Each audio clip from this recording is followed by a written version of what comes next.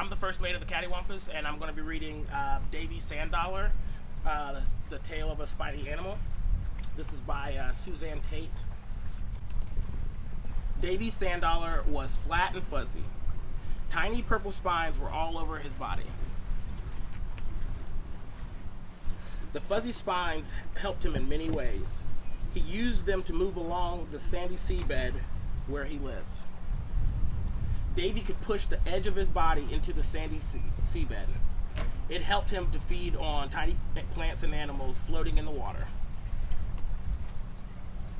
The spines even had gills among them. Gills helped Davy to breathe.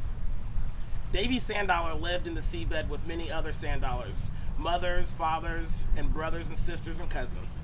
Millions of sand dollars were crowded around. One day, a storm whipped up in the water over the sand dollars.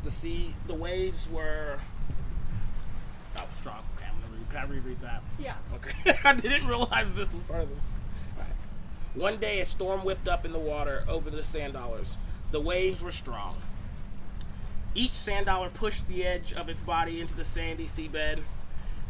Davy Sand Dollar's body was hefty from living through many storms. He could hold on tight. But Dolly Sand Dollar, one of his young cousins, had a thin body. She was having trouble staying put. "What could I do?" she cried to Davy. "I'm afraid that the waves will wash me away." "Your body is so thin," Davy said. "You need to turn sideways to slice the waves. This will slow the drag on your body." "Oh, I'm glad that you told me that," Dolly said. Dolly Sand Dollar did what Davy told her to do. She was able to stay safe in the seabed. The water quieted down at last. All the sand dollars wiggled in their spines and lifted their bodies.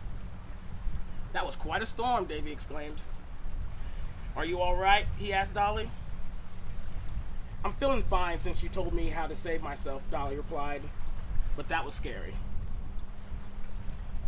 "Now you can look for food," Davy said. "We'll use our spines to move across the seabed." Davy and Dolly and all the sand dollars moved along, wiggling their spines. Krabby and Nabby saw them coming.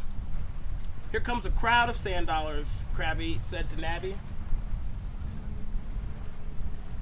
"I'd like to grab a sand dollar with my claw," Krabby said.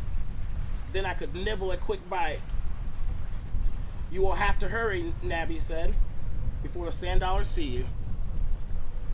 Davy Sand Dollar knew danger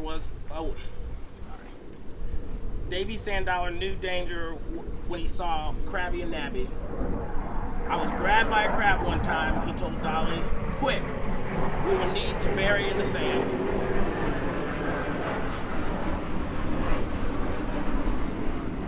Krabby and Nabby saw the sand dollars buried in the seabed.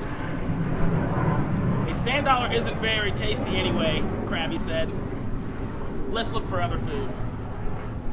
Suddenly, Davy spied another danger. A large fish was swimming near the crowd of sand dollars.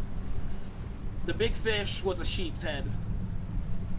It had strong teeth like a sheep and could easily crunch a sand dollar. "Don't move," Davy said to all the other sand dollars. "We need to stay buried in the seabed. Maybe that big fish won't see us." The big sheep's head never noticed the sand dollars and swam away. "We are safe again," Davy said happily. "You are really smart," Dolly exclaimed. "What will we do without you?" One day, Dolly saw a white, bleached-out sand dollar lying on the sandy seabed. Dolly was puzzled. "That looks like a sand dollar, but why doesn't it have spines?" she asked Davy.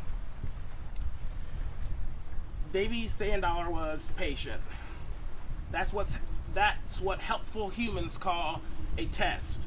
The skeleton of an old sand dollar. It doesn't have spines because it's no longer living. "Oh, that's too bad," said Dolly. "But it was a pretty flower petal on it. I wish I could have that on my body." "You do have a petal," Davy said. "It's right there under your spines. Helpful humans think the pedal is pretty cool too. They collect the skeleton of sand dollars and leave the live ones alone. Now let's keep moving to another big.